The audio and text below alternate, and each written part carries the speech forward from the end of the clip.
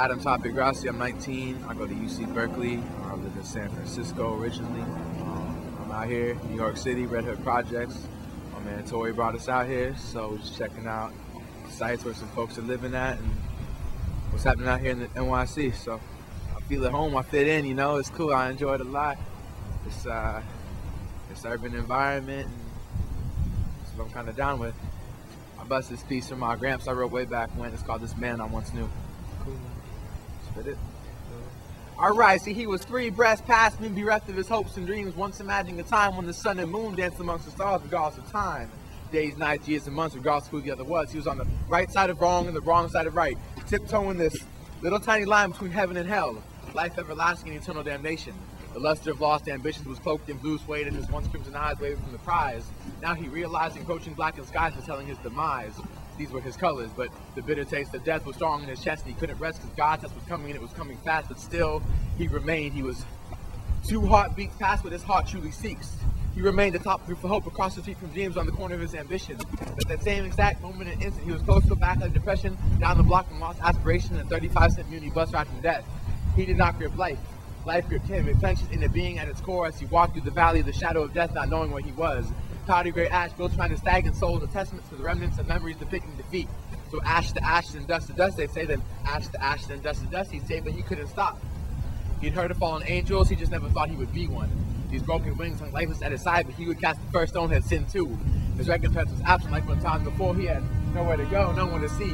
All alone in a desolate plain, and his pain remained, but the strain was all in vain, like the age-old story of Abel and Cain. Jealousy ruled his soul, just not to the point of murder. He had jealousy for the ignorant. He saw their unknowing bliss as they stood under God's secular kiss. Awaiting the time of his own judgment, hoping that the 4 flying horses of the apocalypse would be 4 winds from 4 directions over 4 seasons, along the 4 stations of life with the 4 tides of the 4 years that left for life. His judgment would be upon him, these eternal souls would be known, but during his life from the 4 corners of the earth, after his death and before his birth, for his forefathers, not let him deal with his anguish through emotion and tears. You see, these boys, not men. Men cannot cry, cannot feel, cannot show emotion. We're the slaves that erect the Tower of Babel, the pattern that the pyramids are built on, the pillars that made don't stand, and the stones of the Great Wall in place. We're the blood, sweat, and tears that created this world. And he knows that they cried, and he knows that they felt, and he can feel this emotion running through his veins. And they, with God's blessing, allowed him to deal with his pain in the way he chooses.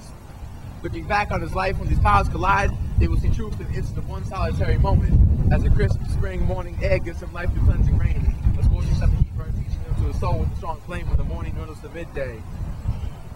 Afternoon approaches in autumn colors with the seasoning wind to age what is now he. The light escaped and the dust approached with winter storms to weather and tear him down to barrenness.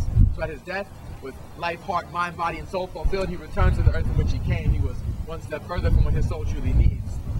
He began this journey. He was too tired to walk, too scared to run, too cold to breathe, too broke to fly, just too dead to live. But the sun, it kissed him. Moonshine and starlight filled his eyes, and taste the free-blowing wind was caught in his mouth. The clouds embraced him. He was able to stand at God's right hand and stand in his palm, watching it all, awaiting a rebirth. As beats, tears, and breath tell time, but the unwavering years can't find this new frame of mind. He awaited while the bittersweet song repeated through the crescendo. The ebb and flow as time and tides cascaded down on those who chose to hear the age-old song of the ancients. Resurrection was their song, and resurrection was their song, and still it plays on. He was looking for the sun and moon to once again dance amongst their stars, and lightning would shine on him so he could gleam. Not knowing the solution to his question was yet another question, questing for life. As long as his long shadow fought the battle of good and bad, light and dark, he stood healed, able to fly with head held high. His salvation came. He was 3 breaths closer to his hopes and dreams, 2 beats nearer to what his heart truly seeks, and only 1 step from what his soul truly needs. See, I knew this man. He was my grandfather. He was his brothers, he was my father, and he was my uncles. This man was my own brothers, and then he became me.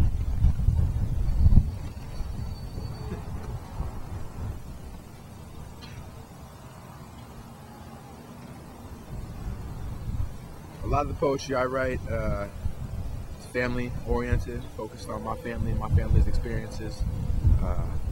You know, a lot of it's a reprieve for me in some sense, but I like to keep that community vibe in it too, you know, because family is community, community is family, kind of interchangeable in a lot of ways. Yo, Bay Area 415, keep it up. Berkeley, Oakland in the mix too. All the homies out here in NYC have been all hospitable and been cool to us too. This guy right here, Tori. Oh man, we was tearing it down. My man said he thought about the fallen angels, and I was just like, shit, I hope the fallen angels ain't me, man. I was feeling it. That resonates, man. That's a lot, man.